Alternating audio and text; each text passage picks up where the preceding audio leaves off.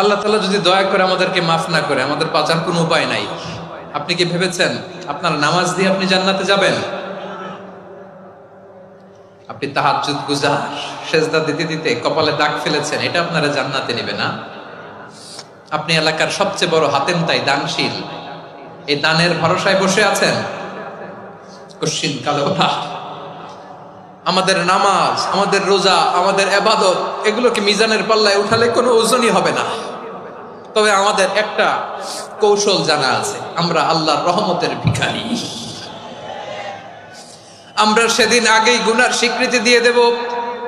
আমরা বলবো, আল্লাহ তুমি প্রশ্ন করার আগে তোমার একটা কথা বলি, আমারে কিছু জিজ্ঞেস করো না, আমি সব করেছি। এমন কোন পাপ নাই যে পাপ আমারে দিয়ে হয় নাই।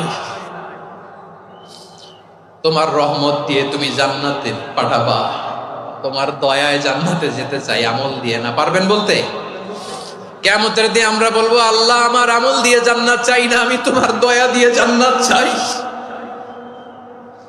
তোমার দয়া ছাড়া আমার কোনো উপায় নাই।